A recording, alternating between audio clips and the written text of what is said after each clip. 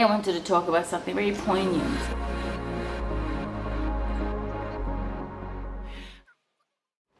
Assalamu alaikum, people. It's so subtle and so inconspicuous that we often fail to notice it, but it has one of the most devastating effects on society. And that is that no one oppresses women more than women. Okay? Once you create fear in the mind of sheep, you don't need to guard them anymore. They don't need fences, they don't need jails, they don't need alarm systems, they don't need electric fences, they don't need policemen, they don't need anything, because they police themselves. And what do I mean by this? Society has certain expectations of women, religion has certain expectations of women, and to a degree, I mean, especially when it comes to religion, there's wisdom behind this, and I am a traditionalist in many cases, so I appreciate that, and I really do believe it is to keep us safe. However, when it comes to cultural influence that is against Islam and actually set in place to oppress women, and it comes from, a time of ignorance when the cultural norm was to think of women as without souls, as women that were subhuman, as women that were like animals, as women that were meant to be possessions and used as chattel, to all of these types of influences about what a woman is and what she should be and how she should be treated. I find the repercussions of this now, because I'm a brown girl and I'm Indian, and I've of course lived in Saudi Arabia for 7 years. I've had the insight to see that this actually applies to Arabs as well as Asians, Indian women. And this is because the culture pre-Islam was so patriarchal and so anti-woman that when you dig deep into the decision making and the actual behavior of women who are, of ethnic background, you find that they honestly believe that women should be oppressed. And I'll give you some examples. A woman killed a doctor in a hotel room in Umhlanga. Umhlanga is a coastal city in my hometown. Now, when this woman, who wasn't named, murdered this doctor, she must have been a whore. It's her fault. And the doctor, poor doctor. Okay. So there's many biases here and prejudices that I can see playing out. And she's not alone in this. I've had many women, always when they hear of something bad between a man and a woman, the woman is to blame. Full stop, without account, without any knowledge, without any understanding of the situation or the intricate and intimate dynamics of what had happened. Immediately they hop on the bandwagon that it was the woman's fault. Now, this upsets me so deeply, because how many times have we as women been second guessed, doubted, and been mansplained by a man, or being immediately assumed that we were in the wrong and the man is right, by virtue of the fact that he's a man, or we being wrong by virtue of the fact that we are women.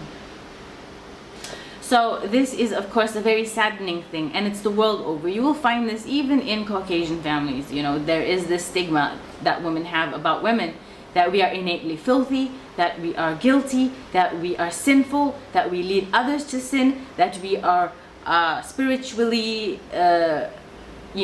promiscuous and unvirtuous and sullied and somehow dirty and not pure, and all of these prehistoric beliefs that honestly are so old they should have died with the dinosaurs. But we find them permeating society on a daily, on a regular, and it's so painful to hear people keep putting women down, and you'll find that it's women more than anyone. Well, like things that you think are harmless and benign, and they carry yet so much weight and so much toxicity and so much blame and so much shame that women place on other women, that it hurts me on such a cellular level to think that you're a woman yourself, and yet you must hate yourself a lot if that's how you feel about your own sisters and your own fellow women. The thing is, when I hear women belittle or berate or doubt other women, I know that is an inner conversation that they keep repeating to themselves. And that is why many women who are abused don't speak up, because they don't believe that they are worth believing. And this is one of the most harmful things that we could ever do to ourselves, is dismiss our own feelings about ourselves and the fact that we have a right to fair treatment, to be believed in and to be listened to and to be heard when we have voices. If you haven't noticed, you've been listening to me for the past God knows how many minutes. But the fact is that we need to use our voices for something else other than belittling ourselves and belittling, because of that, other women.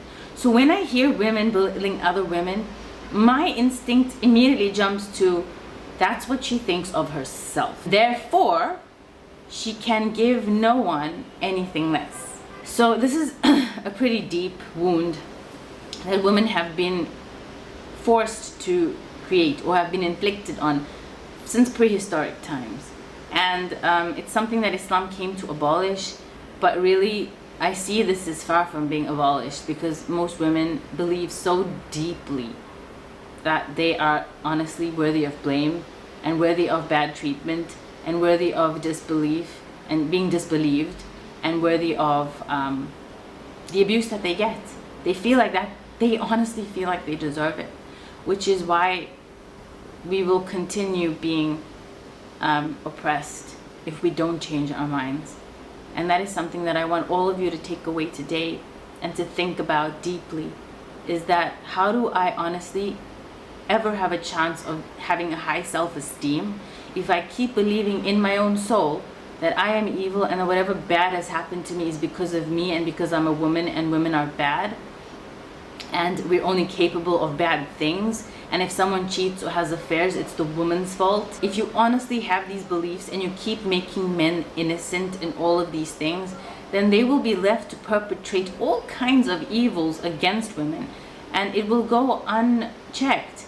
So when the rage does erupt, hey, you know what, she could honestly have been this woman in Amshlanga who committed this murder. She could honestly have been the female version of Joker, or she could have honestly have been someone in self-defense who was being, trying to be raped, and she merely defended herself. Just because a man is a doctor doesn't mean he's anything special, doesn't mean he's a virtuous saint, or and I don't believe in that anyway, because we're all human and we're all sons and daughters of Adam, and we're all sinners. So the thing is, I don't understand why people give the benefit of the doubt to the man who could have honestly been the perpetrator, and the woman could have honestly been the victim. And I'm not saying that she is, or that's how it went down, but I'm saying before we jump to any conclusions that place the blame on the weaker party, we need to often analyze where that is coming from, because it may be coming from a very dark place of insecurity, low self-esteem, and oppression. So beware of that. Thanks for watching.